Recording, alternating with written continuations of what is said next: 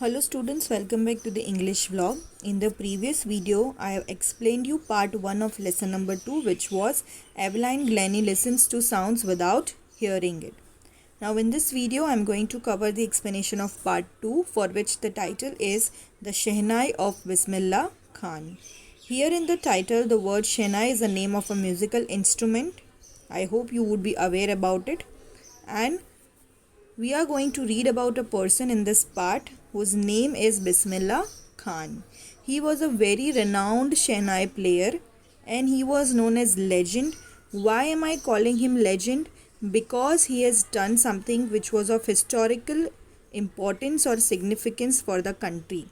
Why am I calling him a legend? Because in the historical time he was the first person on the Independence Day of India who had played Shehnai. Before the Prime Minister of our country, Pandit Jawaharlal Nehru, was going to give his speech, Bismillah Khan got an honor to play his Shehnai in front of the whole country, and at that time it was believed that the playing of Shehnai was an auspicious thing. Means whenever any auspicious or good thing was about to happen, any fortunate thing was about to happen, Shehnai was played. And what was the auspicious thing at that time? That India was getting freedom, it was getting independence. So that is why he played Shehnai. Now moving forward with the explanation of the lesson. Here before you read is given. Now as you can see, various images of musicians are given who are playing different types of musical instruments. Now these are all well-known musicians in their respective fields. The last image which you can see here, the person playing the Shehnai, he was Bismillah Khan. Now who are these other musicians and what instruments they are playing? You people will find out on your own and you will note it down in the notebook. Moving further, think of the Shehnai and the first thing you will probably imagine is a wedding or a similar occasion or function.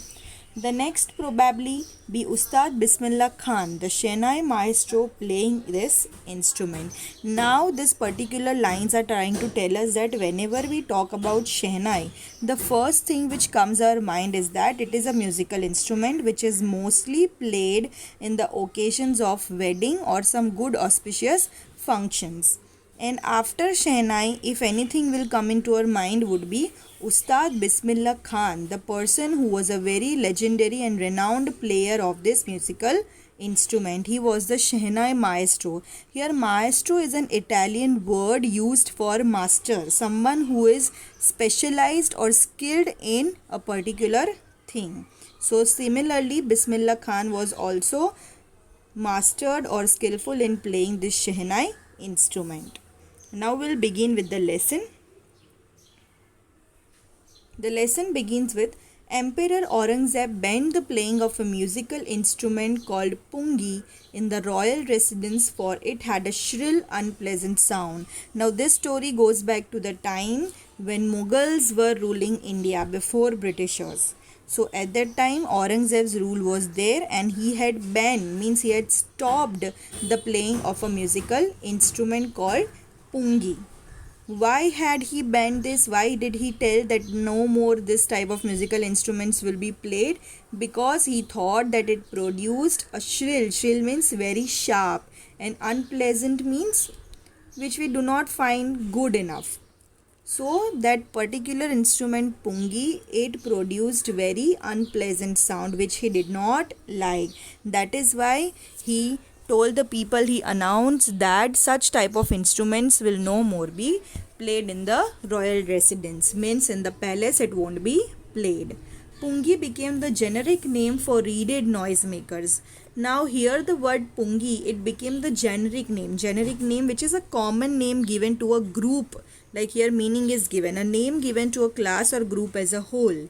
When we give a particular name to a group of something in common, then it is known as generic name. Now you know, if I give you an example, mostly generic name means like a scientific name. Each and every medicine has a scientific name.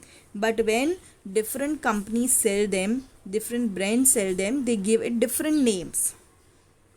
Fine. A particular medicine, paracetamol, is sold in different types of names, in crocin and in some other names given by the brand.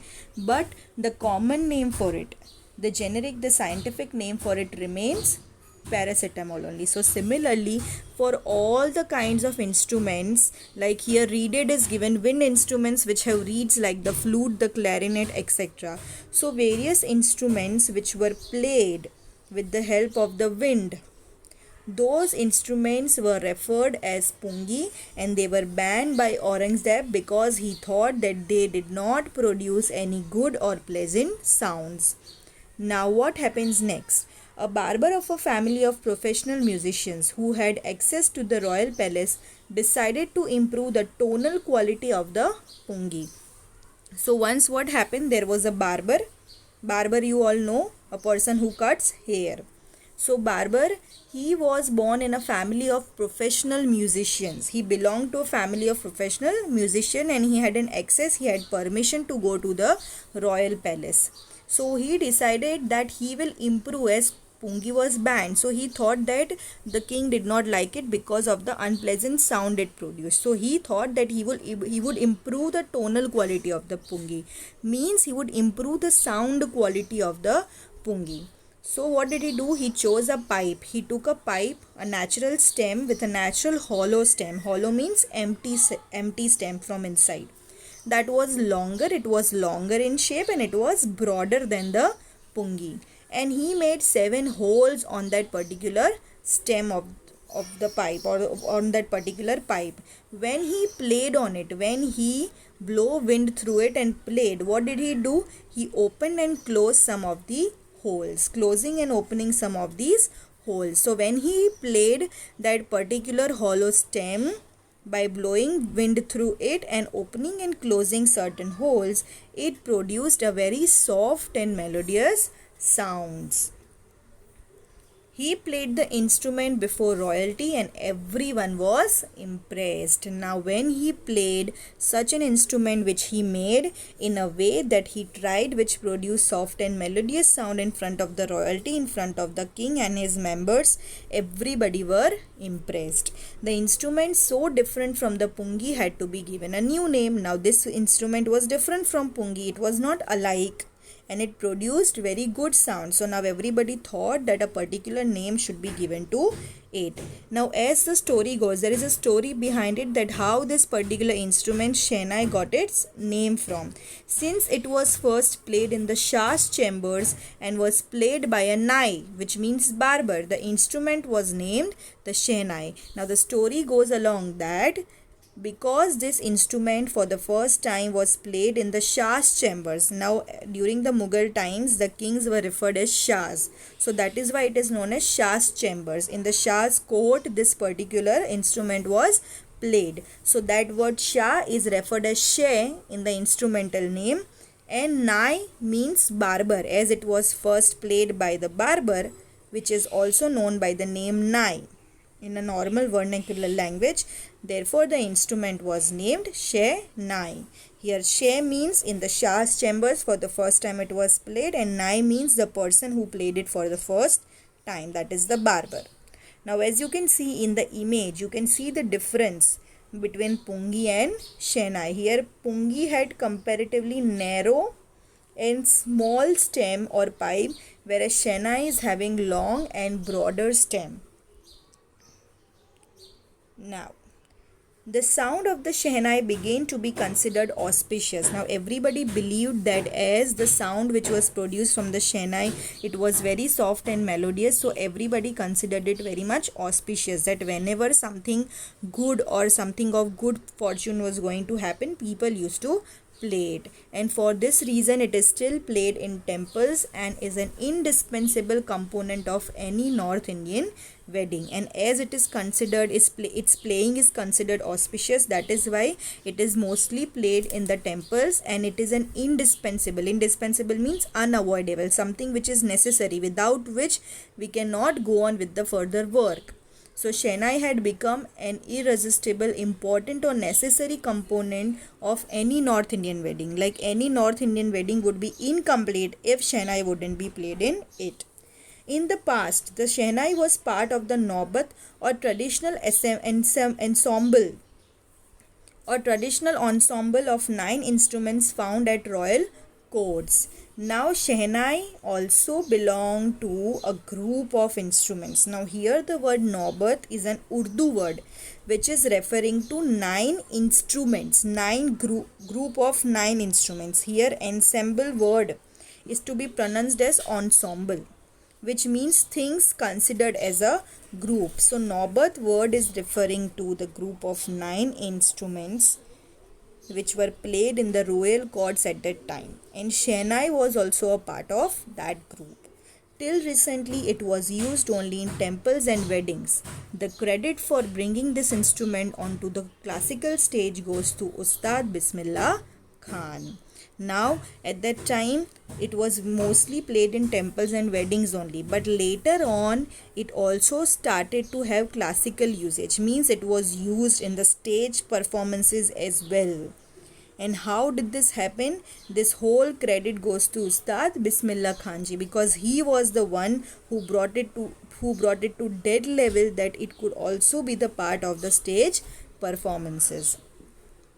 Further, as a 5-year-old, Bismillah Khan played Gilli Danda near a pond in the ancient estate of Dumrao in Bihar. So when Bismillah Khan ji was 5 years old, he used to play Gilli Danda just like we must have played in our childhoods. He used to play it near a pond in the ancient estate, means older historical estate building or a kind of place of Dumrao. That particular place was known as Dumrao, which is in present day Bihar. He would regularly go to the nearby Bihariji temple to sing the Bhojpuri Cheta. And what was his regular routine? He would regularly go to nearby Bihariji temple. He used to go to that nearby temple, and mostly in Bihar people used to speak Bhojpuri language. So over there he used to sing a particular song whose name was Cheta, that too in the Bhojpuri language. And he used to sing very nicely, at the end of which he would earn a big laddu. Now, because he used to sing very nicely, the local Maharaj of that temple, the local priest of that temple, he would reward him with a big laddu whose weight would be 1.25 kg. He used to get it as a reward for singing such beautifully, for reciting the whole song Cheta in Bhojpuri so beautifully. This happened 80 years ago. So the writer is telling us that when the writer had written all these things about Bismillah Khan ji must be of 85 years old, and that is why it is said that when he was 5 years old, he used to get rewards in the form of laddu. But after going through his journey of life, he has covered such a long distance that after 80 years, that little boy had traveled so far, had achieved so much in his life, that he earned the highest civilian award in India. Civilian means normal citizen of the country who is not the part of army or navy. He got the best award of the country, that was the Bharat Ratna. Born on 21st March 1916, Bismillah belongs to a well-known family of musicians from Bihar. His grandfather Rasool Bakhsh Khan was the Shehnai Nawaz of the Bhojpur King's Court. His father Paigambar Bakhsh and other paternal ancestors were also great Shehnai players. Now, this paragraph is letting us know that Bismillah Khan ji was born on 21st March 1916, and he was born in a very well-known family of musicians who were from Bihar. His grandfather's name was Rasool Bakhsh Khan, and he was also a very renowned and well-known Shehnai player in the Bhojpur King's Court. Also, his father, whose name was Paigambar Bakhsh, and his other paternal ancestors, means people belonging to his father's lineage, his father's side, were also very great Shehnai players. The young boy took to music early in life. Took to means he took in very much interest in music. So he was so much attracted to music that in his younger age only he started to learn music. At the age of 3, when his mother took him to his maternal uncle's house in Benares, now Varanasi, Bismillah was fascinated watching his uncles practice the Shehnai. So this incident happened when he was 3 years old. His mother took him to one of his mother's uncle's house, means to his mother's father's house, where he met his maternal uncles, and his mother's house was in Benares, which is now known as Varanasi.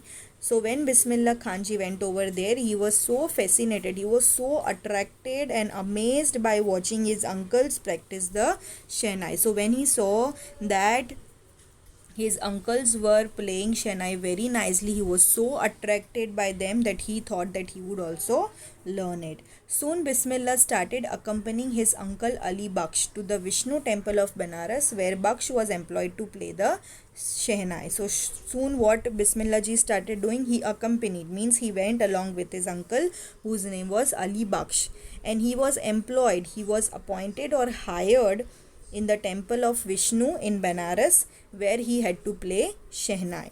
Ali Baksh would play the Shehnai and Bismillah would sit captivated for hours on end. So when Ali Baksh, his uncle, used to play Shehnai for a long hours in the temple, Bismillah ji would just sit quietly, very much captivated, means attracted towards the sounds of Shehnai, that he would just keep on sitting over there and listening to the sounds of the Shehnai for long hours. Slowly, he started getting lessons in playing the instrument and would sit practicing throughout the day. So gradually, he also started practicing the instrument to learn it, and he would love it so much. He was so much passionate about learning Shehnai that all throughout the day he used to keep on sitting and practicing how to play Shehnai. For years to come, the temple of Balaji and Mangal Maiya and the banks of the Ganga became the young apprentice's favorite haunts where he could practice in solitude. So for years, when he was practicing how to play Shehnai, the temple of Balaji and Mangal Maiya, these are the names of the temple, and the banks of the river Ganga became the favorite haunts, means places of the young apprentice. Here apprentice means someone who is taking training, who is learning something. So Bismillah Khan is here referred to as apprentice because at that time he was learning, he was practicing how to play Shehnai. So during his learning times, these places like Balaji temple, Mangal Maiya temple and the banks of river Ganga, it became his favorite places, haunts, where he could practice Shehnai for long hours in solitude, means in loneliness, alone, when nobody would come and disturb him. The flowing waters of the Ganga inspired him to improvise and invent ragas that were earlier considered to be beyond the range of the Shehnai. He was so much inspired by the flowing waters of river Ganga that it made him improvise. He thought of even producing such kind of sounds and ragas from the Shehnai which were not considered to be come from Shehnai. Means earlier people thought that only limited kind of sounds or ragas could be produced through Shehnai. But Bismillah Khanji even overcome that hurdle.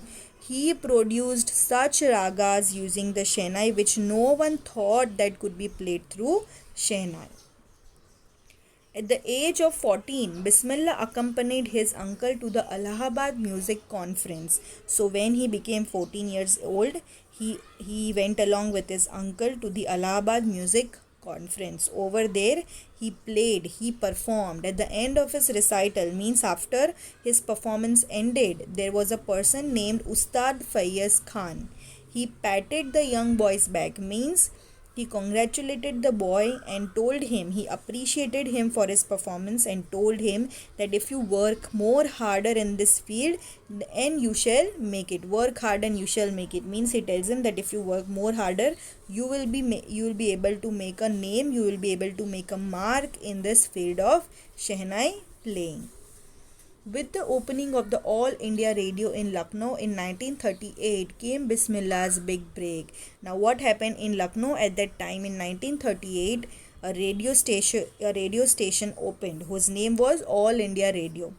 And that was the first time when Bismillah got a very big break. Means he got a chance to play his Shehnai on that particular radio station. And soon he became an often heard Shehnai player on radio. Soon he became the most famous, most popular and well-known Shehnai player who was heard enormously by the people on radio. Means most of the people used to hear him often on radio. Everybody liked to hear him playing Shehnai.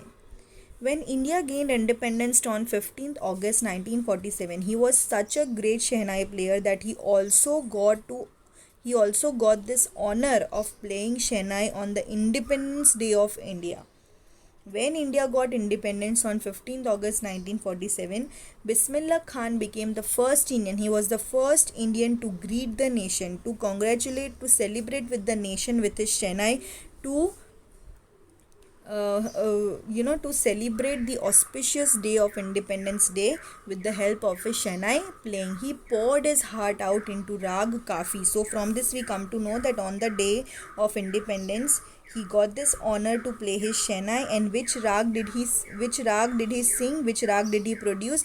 He produced the Rag Kafi from the Red Fort to an audience, which also included our Prime Minister Pandit Jawaharlal Nehru. So first of all, on the Independence Day, first Bismillah Khanji's Shehnai was played, and then it was followed by Pandit Jawaharlal Nehru's famous speech, Tryst with Destiny. Here the word phrase Tryst with Destiny means a secret meeting which was destined to be. Means Jawaharlal Nehru phrased our independence in such a way that he was confident, he was sure our independence was like a secret meeting with our destiny. It was destined.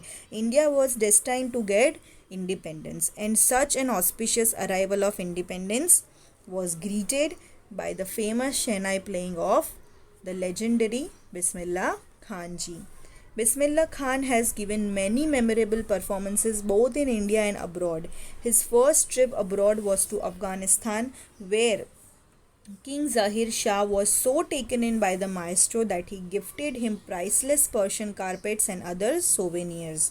So Bismillah Khan didn't only perform in his own country, he also went to abroad, various international places also, to give his great performances. So his first trip to abroad was to Afghanistan, and when he performed over there, the king of Afghanistan, that was King Zahir Shah, was so taken in, means he was so much attracted, he was so much charmed by the maestro, means our master Bismillah Khanji, that he gifted him with priceless Persian carpets, means the carpets which were made in Afghanistan.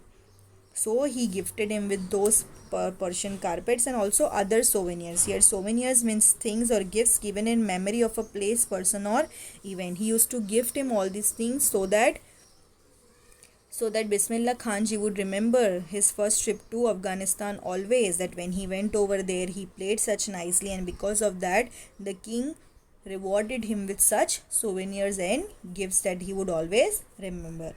The king of Afghanistan was not the only one to be fascinated. Means there was not only one king who was fascinated or who was attracted by Bismillah's music. There were many other people who were great fan of his music.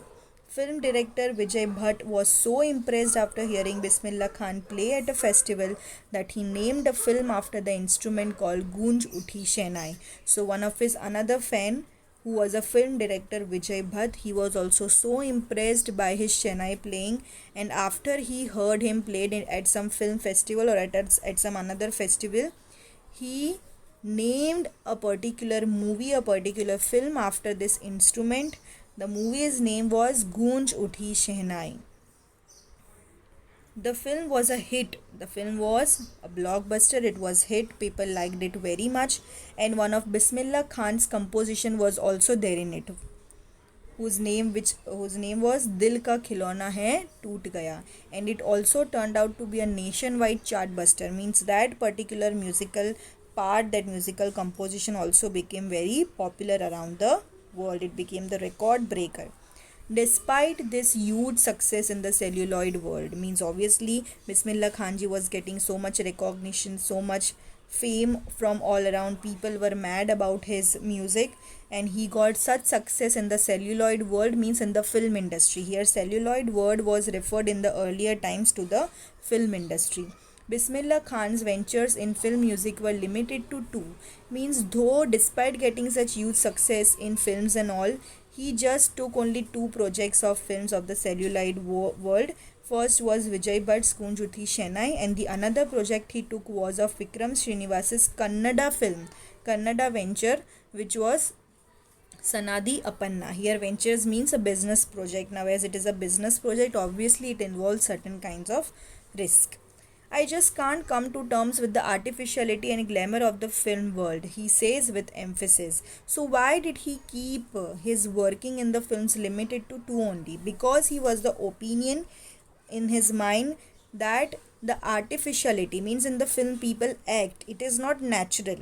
They do it to express such emotions in front of the people. It is an artificial thing, man-made, it doesn't come naturally. So he was not in terms, his mind was not agreeing with the artificiality part and all the glamour of the film world. He didn't wanted such kind of recognition.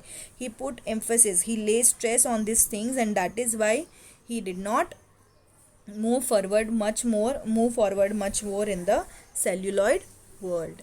Awards and recognition came thick and fast. Although he did not work in the films often, but still he was recognized worldwide, and so many awards and recognition and popularity came very quickly to him. Bismillah Khan became the first Indian to be invited to perform at the prestigious Lincoln Center Hall in the United States of America. He also took part in the World Exposition in Montreal. Montreal is in Australia, in the Cannes Art Festival, which is always held in France, and in the Osaka Trade Fair, which was in Japan. So from this paragraph we come to know that he became well known worldwide. He even visited foreign countries to give his performances. He was called, he was invited to give his great performance even in the foreign countries, and these were the places he went to perform. In the Lincoln Center Hall, which was in USA, United States of America. Then he also performed at World Exposition in Montreal, which was in Australia, also in the Cannes Art Festival, which was in France, and also in the Osaka Trade Fair, which was in Japan. So well known did he become internationally that an auditorium in Tehran was named after him, Tahar Mausiki Ustad Bismillah Khan. So he became so popular worldwide, even internationally, that in Tehran is a place in Iran. So in Tehran, people were so much mesmerized and charmed by his performance that they named an auditorium after him. And that auditorium was named as Tahar Mausiki Ustad Bismillah Khan. National awards like the Padma Shri, the Padma Bhushan, and the Padma Vibhushan were conferred on him. He was so much popular, he produced so good music that all these awards, all the national big awards like Padma Shri, Padma Bhushan, Padma Vibhushan, they were all conferred. Conferred means given to him for his well-known contributions to the country. In 2001, Ustad Bismillah Khan was awarded India's highest civilian award, the Bharat Ratna, which you also came to know in the earlier part of the chapter, that he was awarded with Bharat Ratna for all the contributions in the music field. With the coveted award, coveted means much desired, the award which he would have loved to have. So when he was holding that award, which was resting on his chest, and his eyes was glinting means shining with happiness, what he said was that all I would like to say is teach your children music. This is Hindustan's richest tradition. Even the West is now coming to learn our music. So he advised to whole country, to the whole nation, that teach your children music. Our children must be taught music, because music is the Hindustan's richest tradition, richest culture, which even West means which even the foreign countries is now wanting to learn. They are also coming to our country to learn our culturally heritage richest traditional music. In spite of having travelled all over the world, Khan Saab, as he is fondly called, he was well known by the name of Khan Saab, is exceedingly fond of Benares and Dumrao, and they remain for him the most wonderful towns of the world. Means despite travelling the whole world all over, still he was very much connected to his roots, to the places he belonged to, where he was born and brought up, and where he learned music. He was very much fond of his native places. He was very much fond of Benares and Dumrao. Benares was the place where he learnt music, and Dumrao was the place where he was born and brought up, and they remained for him the most wonderful town. So his favorite places on the earth were these two only. Once a student of his once wanted him to head a Shehnai school in the USA, and the student promised to recreate the atmosphere of Benares by replicating the temples there. So once a student from USA, he called him and told him that he wants to open a Shehnai school in USA, and he promised Bismillah ji that he would create such an atmosphere over there that he would feel that he is in Benares, and he would try to replicate. Here replicate means copies the kind of temples which are there in Benares. He would try to copy it and make such temples over there too. But Khan Sahib asked him if he would be able to transport river Ganga as well. So what did Bismillah ji told him? He asked him that okay, you will replicate, you will copy the temples over there, you will recreate the atmosphere of Benares over there, but will you be able to transfer river Ganga over there? Not. So then he did not agree. Later he is remembered to have said, okay, he was remembered to have said these things. That is why whenever I am in a foreign country, I keep yearning to see Hindustan. While in Mumbai, I think of only Benares and the Holy Ganga. And while in Benares, I miss the unique matha of Dumrao. So he was so much deeply connected to his roots that whenever he was in some foreign country, he always used to yearn, means long, he would desire to go back to Hindustan, to see India. And when he would be in Mumbai, he would only think of Benares and the holy river Ganga. He would want to see them, visit them again and again. And when he would be in Benares, he would miss the unique matha, that place of that Bihariji temple of Dumrao, where he used to go and recite and sing that Chaita song in Bhojpuri, for which he was rewarded that laddu. So this shows that how much deeply he was connected to the roots, to the places where he was born and brought up. Now here this blue box also tells us a conversation between Bismillah Khanji and Shekhar Gupta. Once Shekhar Gupta asked him, when partition happened, didn't you and your family think of moving to Pakistan? Now we all know that when India got independence, immediately after that partition also happened. So Bismillah Khan said, so one of the person asked him that why didn't you think of moving to Pakistan? So he said, God forbid, oh no, me and leave Benares, it will never happen. He was so fond of Benares that he would never leave it, never.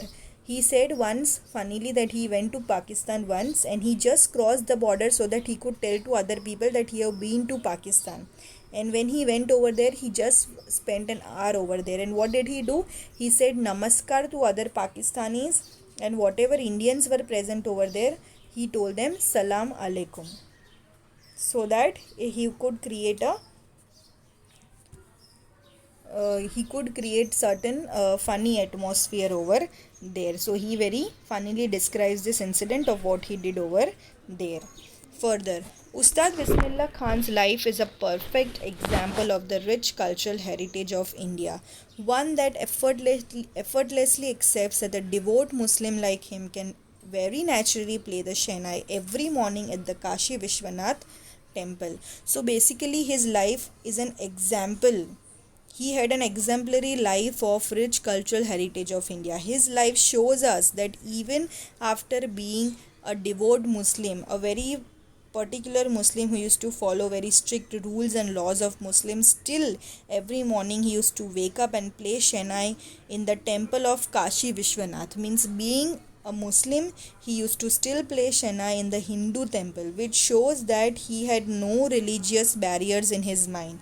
He did not think himself of any person belonging to a particular religion. He just thought himself of an Indian who was very rich in the cultural heritage of his country. Further, Ustad Bismillah Khan passed away on 21st August 2006 at the age of 90 after a prolonged illness. He was given a state funeral and the government of India declared one day of national mourning. So, Bismillah Khan ji passed away on 21st August. He died on 21st August 2006. Why? Because he was having illness from a long time, and at the age of 90 finally he died. And when he died, there was a state funeral for him a particular kind of ceremony which is held at a very large level for a very well known person who dies. So in remembrance of him, the state funeral was organized, and even the government of India, to pay him respect, they declared one day national mourning, means they declared one day holiday for Bismillah Khan ji. So he had made such great contributions to our country. He made his such a great mark in the field of music that even today also people remembers him for his great Shehnai playing and the kind of person he was. I hope you have understood the lesson very well. Now further I am discussing here the question answers as well, so that you can easily note it down in your notebook. Take the right answer. Here options are given, we have to choose one of them. The dash was a reeded noisemaker, Pungi. Second, Bismillah Khan, a barber, Ali Baksh, transformed the Pungi into a Shehnai. Who transferred the Pungi into a Shehnai? A barber. Bismillah Khan's paternal ancestors were professional musicians. Bismillah Khan learned to play the Shehnai from whom? Ali Baksh, who was his maternal uncle. Bismillah Khan's first trip abroad was to Afghanistan. Find the words in the text which show Ustad Bismillah Khan's feelings about the items listed below. Teaching children music, he was very much positive about it. The film world, he was not positive, he was negative, he did not like it very much. Migrating to USA, negative, he always wanted to be in India only, especially in Benares and Dumrao. Then playing at temples, very much positive. Getting the Bharat Ratna, yes, he was positive about it. The banks of the Ganga, again positive, because they were the flowing waters of the Ganga inspired him. Leaving Benares and Dumrao, negative completely. He did not wanted to leave them at all. Further question answers. Why did Aurangzeb ban the playing of the Pungi?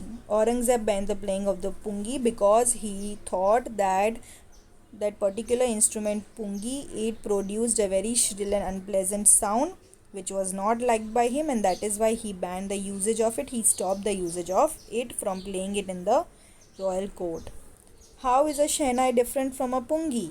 Shehnai is different from a Pungi in various ways. Shehnai was having comparatively longer and broader stem on which 7 holes were made, and when wind was blown through it and the holes were opened and closed, it produced a very soft and melodious sound. But on the other hand, Pungi had a small and a narrow stem, and it produced a very shrill and unpleasant sound which was not liked by many people. Third, where was the Shehnai played traditionally? How did Bismillah Khan change this?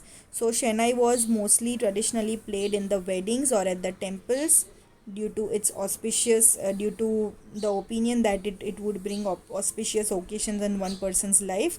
And how did Bismillah Khan change this? He changed it by bringing it to that level that a person can perform it on the stages classically. Further, when and how did Bismillah Khan get his big break? So it is given here in the year, I suppose, 1938. Right? Yes, in the year 1938, when All India radio station opened in Lucknow, Bismillah Khan ji got his first big break because he was told to play his Shehnai on air on that particular radio station, and people liked him. He was the most often heard Shehnai player on that particular radio. Next, where did Bismillah Khan play the Shehnai on 15 August 1947? Why was the event historic?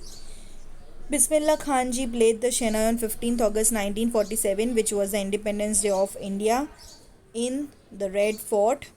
And why was the event historic? Because he was the first Indian to greet the freedom of India, to greet the independence of India by playing his Shehnai, bringing the auspicious occasion in the country. And followed by his Shehnai playing, the Prime Minister of our country, Pandit Jawaharlal Nehru, also gave a great speech on Tryst with Destiny. Further, why did Bismillah Khan refuse to start a Shehnai school in the USA? Bismillah Khan ji refused to start a Shehnai school in the USA. Why?